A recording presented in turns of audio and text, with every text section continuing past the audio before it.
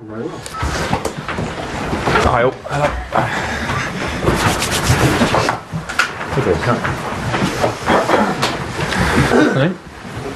Hi. Okay, good afternoon everyone. We'll do it 3 parts today, and we're going to start with Carvey from Sky Sports News. Right, first of all, just some team news regarding Tammy, Ruben Loftus-Cheek and Pulisic. Is there any update on those 3? Yeah, Christian trained with the under-23s today, which is hopefully a short period to factor him back into our training, so won't be fit. Ruben won't be fit for this game. He's getting closer and training a lot, and just needs more match fitness to be in consideration, but great to have him nearly back. And Tammy is still feeling the effects, to be honest. We've had to take him out of training a couple of days this week, trained today, so we're hopeful, but again to be assessed over the weekend. I asked you a few questions about Hakim Ziyech earlier this morning, so I won't ask too many more. But just what can Chelsea fans look forward to seeing when he plays for the club next season? Well, I think quality in what he's got in terms of the ability to make assists and score goals.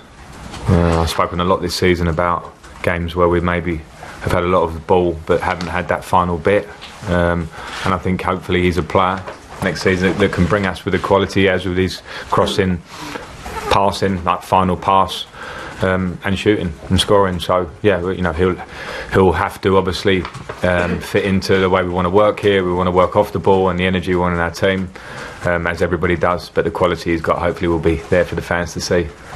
And was his performance in the 4-4 draw at Stamford Bridge, was it that night that you decided we need to sign this guy? Or had you been watching him for a long time before that? Not quite. I've been watching him a lot, and I referenced you earlier about the Champions League run they had last year. I was particularly impressed when I saw him play against Tottenham at Wembley in that game. And I followed him pretty closely since. And since then, I've done I've watched him a lot and know about him, because it's important that we're bringing good people that want to go the way we're going or trying to go. And so yeah, he ticks lots of boxes. I'm delighted that we're in a position where we can say he'll be our player next season. And what's the situation regarding Kepa for Monday night's game? Obviously, he didn't start the last game. Have you spoken to him? What's his reaction been? The reaction has been good, as I'd expect. Training hard, head down. I haven't had lots of conversations with him this week, and it'll be a decision for me to make. Is it more difficult to leave him out because he's the most expensive goalkeeper in the world, or does that not come into your thinking at all? If it did, then I'd have to pick the whole team on how much they cost, and it can't be that way. I think all the players know that. I think it doesn't matter how you came to the club, what age you are, what part of your career you're at. I have to have that competition within the squad, so I don't take it. I'm not stupid, I know that it's there, but I don't take into account. I'm sure the players wouldn't expect me to. It's all about how you train every day and how you play on match day. And have you decided if he's going to start on Monday night, or is it going to depend on? I've decided. Is he going to start? You'll find out. John, do you think by leaving him out it's given him a bit of a wake-up call, a bit of a jolt? He's not wrong. I wouldn't say that. I wasn't looking for that necessarily. I think I spoke around the Leicester game and said that I have to pick the team as I see it on form in every position. So it was just a selection on that day. Now I know with goalkeepers there's a bit more to it than that. We know that it's a slightly different role to everybody else. But yeah, you know, I want everybody's reaction all the time to be spot on. And he came out of the team. I know what that means. I know how that will feel for him. Every player has it. Every player, maybe Messi's the only one who doesn't, or Ronaldo, I don't know, but the rest of us do. And I had it in my career many a time, and it's part and parcel of being a footballer, and you have to show character in those little moments. And yeah, I'm been pleased with the reaction. And is he the kind of character where you have to sit him down and tell him exactly that, just to keep him happy? I deal with the players as it feels right at the time. I try and be open and straight with them. I think they respect that. I certainly did as a player, so I had those conversations with all the players. You've had the winter break. Have you seen a difference at all in the players since they've come back? Did they need a bit of a break? A bit of tan, like a few tan faces in it. No, I think I haven't actually seen a really visible difference, but I think it's a good thing, and I think it was good for them to physically and mentally rest, get away from each other, spend some time with their families in whatever way they saw fit, and myself and the staff included, and then they've come back looking fresh. So, but everyone's had the same break, or we're getting the same break pretty much.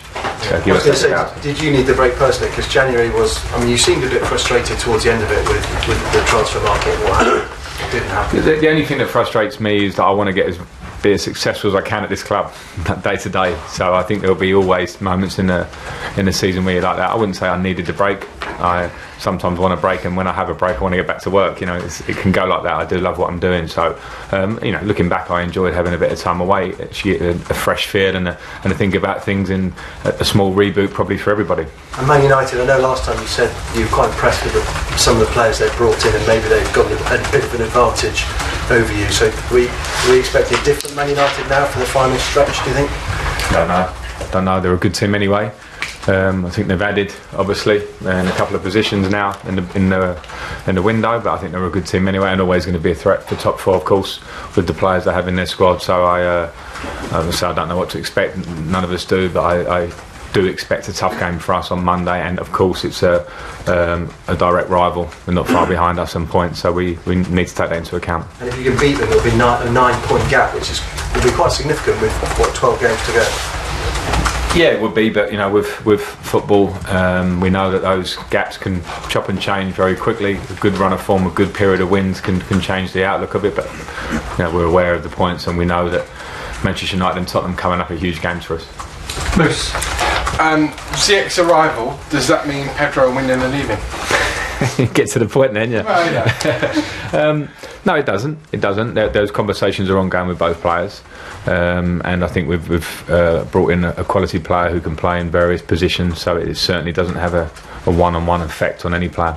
Because they've both been great servants for the club, haven't they? Oh yeah, without a doubt, and both been in successful periods for the club.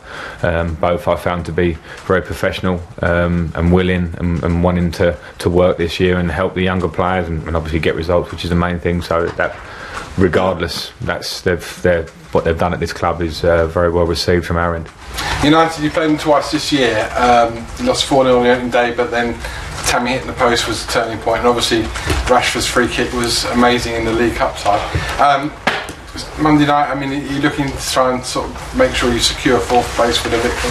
Yeah, of course. I mean, the two games we played against them, the 4-0, I think is probably good for us. I don't like to reference back too far with the players, but I think the goals we conceded, firstly, are goals we shouldn't and don't want to concede. Secondly, are quite Manchester United goals, I think, and we have to be aware of the threat of James and Martial. I know Rashford's not there, but you know, the threat of him behind and pace that they have, which caught us out a couple of times. The game in the Cup, I think we changed a lot of players, and I thought we played pretty well. Unlucky to lose the game, so those games are done, and we just have this game in front of us. It is what it is. It's a chance to open up a further gap and against a rival, and we have to try and take it. Valentine's Day today, you're going to have a nice special night? Do you want the details? The finer details. It looked like something about Wolves against Leicester, and maybe a nice takeaway, and then probably Love Island on ITV +1. Yeah, I'll just spoil that. And one last one, which I've been asked to ask all managers, so I hope you don't mind. It's not football related, it's boxing. Tyson Fury next week in action against Deontay Wilder. Can you just tell us who you think will win and why? Tyson Fury. I'm a big fan. He's a showman. I love listening to him. I love his career and the difficult part of the time he's had, and yeah, I want him to win, pure and simple. Okay, Sammy and then Joe. Frank, next year African Cup of Nations is going to be held in January to February. Is bringing Hakim Ziyech, is any think about losing him next season for 1 month featured in your bringing him on or not? Well, I'm aware of it, but I obviously didn't feature because we're bringing him to the club, and I see the bigger picture than that.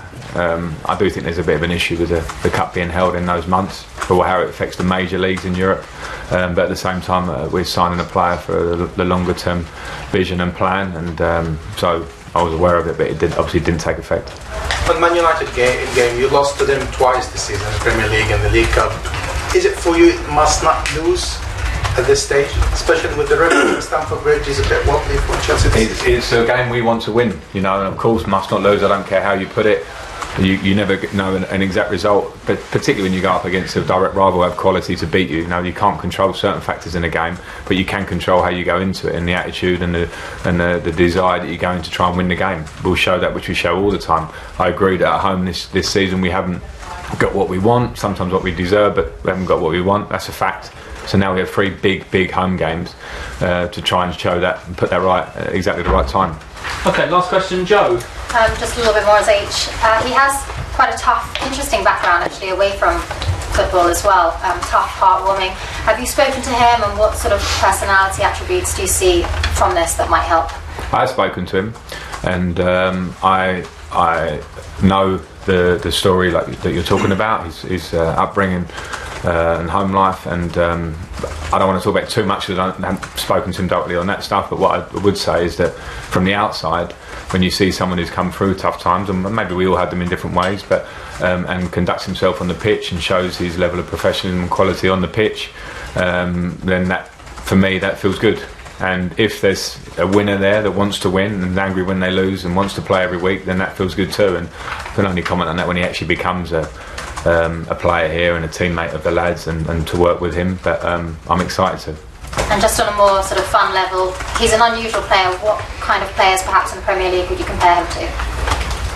That's dangerous ground. That's dangerous ground. I don't want to. I think he's.